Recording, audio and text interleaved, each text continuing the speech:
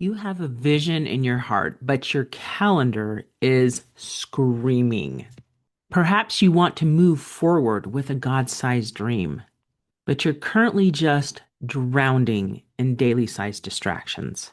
Or maybe you even feel like you're stuck in limbo between the woman you currently are and the woman God knows you can become. If you can relate to any of these things, today is your rescue mission.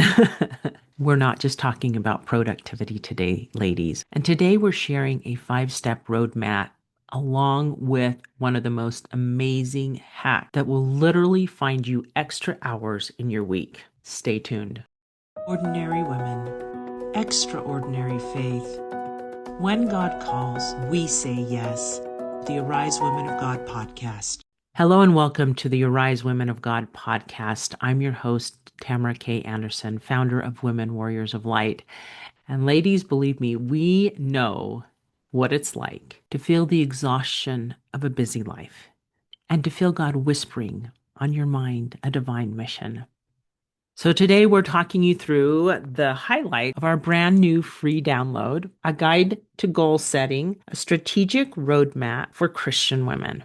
And today we're going to cover the Sacred Brainstorm, which helps you find your one big thing. We're also going to share the most amazing hack. It's called a not to-do list.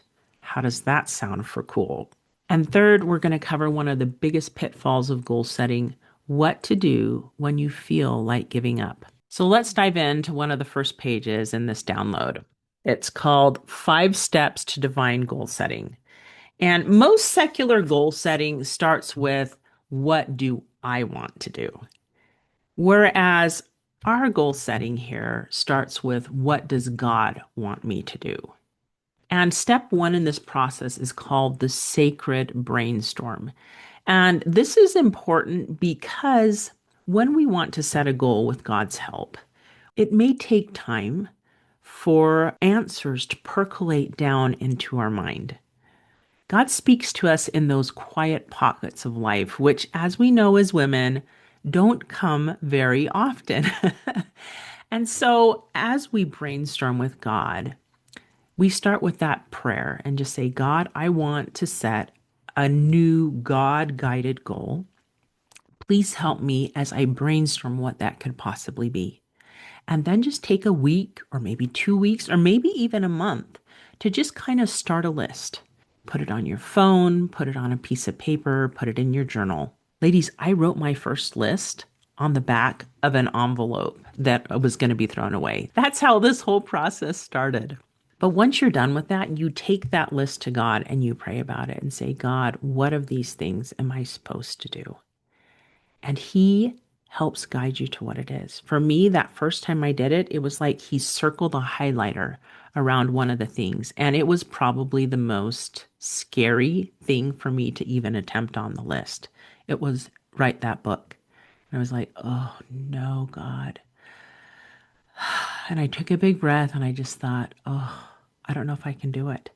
But the thing about God giving us a goal is He's not going to give us something that we cannot accomplish with His help. In fact, that's one of the addendums we invite you to add on when you write down your goal, which is step number 3, record it, is I want you to add on with God's help. So for me, that first time that I did this, it was, I will write a book with God's help. Because let's be honest, by ourselves, we are just too weak. Now, the rest of that 5-page worksheet talks about diving into the details and then kind of making a line upon line blueprint. But I'll leave that for you to dive into. Now we're going to go into the second thing I promised you, and it's called the not to do list. And this is one of my favorite hacks. I use it all the time.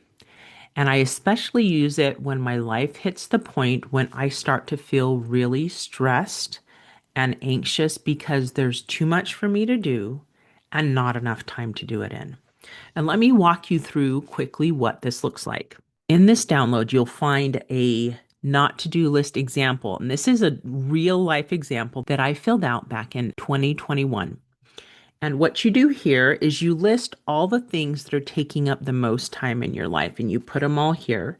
And when you do this section, make sure that you ask friends or family, what things am I missing from this list? Because often you'll forget things. I remember as I was making this list the first time, my husband reminded me that one of the things I spend a lot of my time doing is cooking. And so I added that to the list kind of later on. After you've made this list, then you go to this next section, which is right beside it, and you get to decide if you're going to automate that thing that's on your list, delegate it, eliminate it, change it, or keep it. Then prayerfully think about and talk to God about these things. Some of the things God tells you to get rid of are like stabbing a knife in your heart. I was recording a segment of a radio show at the time with two of my friends, Brad and Jay, and the inspiration came, you need to stop doing that. And I was like, no. If you want to truly free up time in your life, then it's wise to follow the inspiration. There's times and seasons for all things, and we let those things go.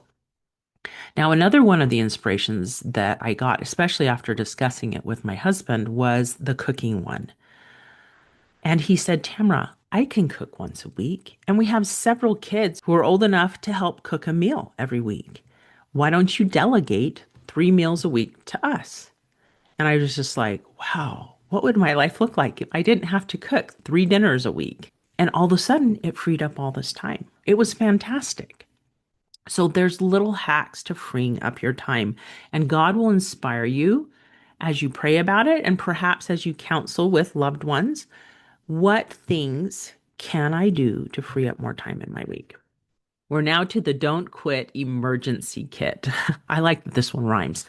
And what I love about this one is it walks you through what to do in those moments where the kids are sick, things are falling apart, perhaps the car breaks down, and you're feeling super discouraged because you didn't get to work on your goals that week. Before I even share anything else in this, I want to remind you of one important principle. God has inspired you to do this goal. And God knew when He inspired you to do this goal that you were going to have that car breakdown or your kids were going to get sick. And we just have to keep reminding ourselves at points in our life like that, not to shame ourselves or to let the adversary whisper those thoughts in our mind that we're failing. That's not true. We're living life. And life comes with bumps in the road. So remember that the bumps in the road, God's not disappointed in you for handling those bumps in the road. Some of my favorite points on this worksheet are the emergency prayers that you can pray. I also like that step number 2 is to cast out the adversary. And that's a fantastic document that I'll talk about in just a second as a bonus hack. It has a beautiful grace inventory. Another section on here is the pivot protocol, because sometimes we'll hit a spot where God wants us to tweak a little bit of our goal. This has happened to me so many times where I'm going forward and all of a sudden God gives me this idea, now do this. And I'm like, wait, what? And then there's a final tip about remembering past times when God has helped you and that He's not going to leave you alone this time.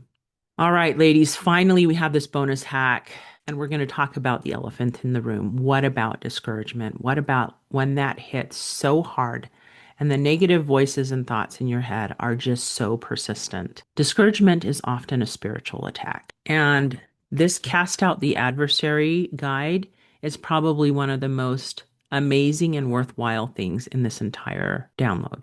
And what it does is it teaches you how to cast out darkness and the adversary with all of his spiritual weapons and bring in light and invite angels to be with you and fill you with peace and goodness. I keep an image of this on my phone and I use it whenever I am feeling discouraged, and it makes such a difference in helping me move from discouraged to capable and walking forward in God's light. This amazing download is for you, and it's free on the Women Warriors of Light website. I'll drop a link in the show notes below. Now, ladies, as we wrap today up, I want to remind you that you're not doing this alone, and stay tuned for the next video, which is what is a God-sized goal? And We talk through some more amazing inspiration and tips to help you as you're setting your God-sized goal. Until next time, may you arise. Do it God's way, God strong. Thanks for tuning in to the Arise Women of God podcast, brought to you by Women Warriors of Light. If you're feeling unsure how to move forward in your calling, or just tired of doing it alone, visit womenwarriorsoflight.com. You'll find resources, accountability, and a community of women who get it. Sometimes the calling feels bigger than you. That's when you need steady reminders of the powerful God who called you. Subscribe now for weekly inspiration and the courage to keep going, because with Him, nothing is impossible. And you're not the only one God is calling. That friend on your heart right now, share this episode with her.